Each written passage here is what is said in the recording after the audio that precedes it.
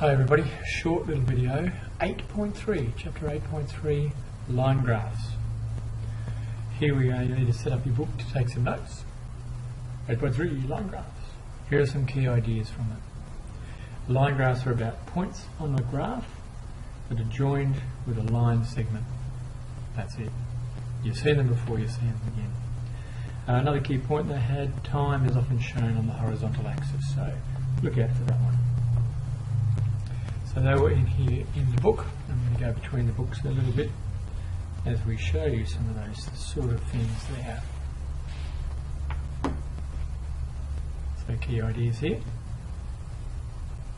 Looking at room temperatures on that one there. Line graph idea down here, some points, just joining them up.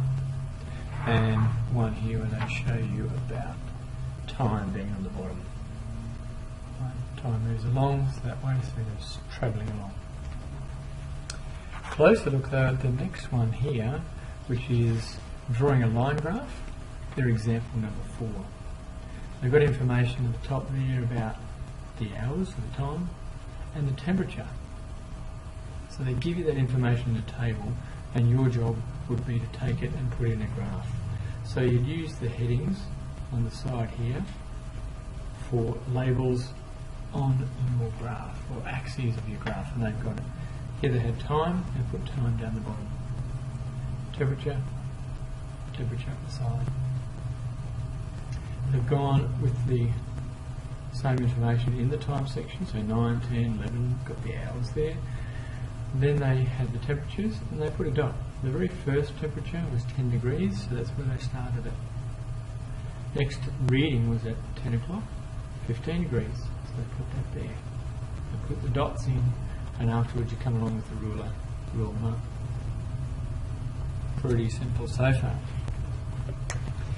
Next one we have is example 5, interpreting a line graph. So seeing one, but what does it mean? How do you read it? Okay.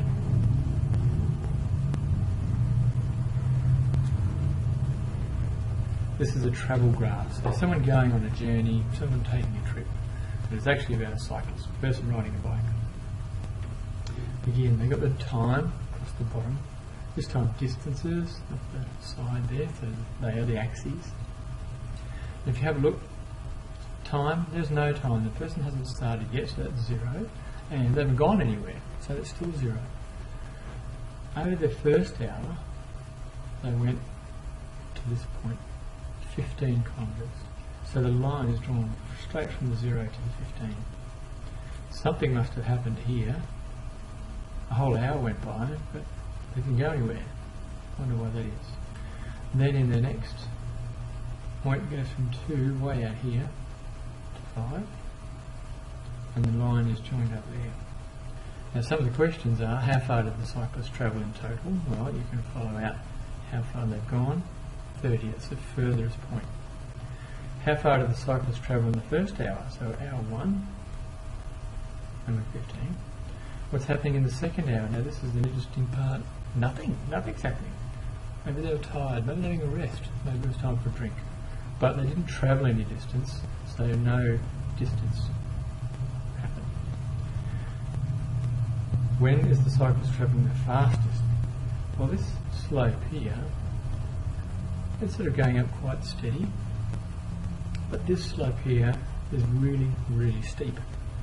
So this means from here to here, they've gone 15 kilometres, and then this is 1, 2, 3 hours, they went another 15 kilometres. So they went the same distance as they were riding, but in 1 hour they did it, and then another time was 3 hours. So this is when they're travelling the fastest. You can look at that as the steepest. In the 5th hour, how far does the cyclist travel? There's no dots here, no points. So this is where you need to estimate and say, well, from here to here, that's the 5th hour. So from 4, they finished the 4th hour and going into the 5th hour. Where is it at the 4th hour? So that's 25, that one. So they've gone from there to there, which is a 5 kilometre distance. So they're 5 kilometres. Reading between the points is also important to make sure you can work out or even estimate what's happened so far in that point. That is all about the line graphs. You'll notice some scary picture, some scary image turns up again in this time. Watch out for it.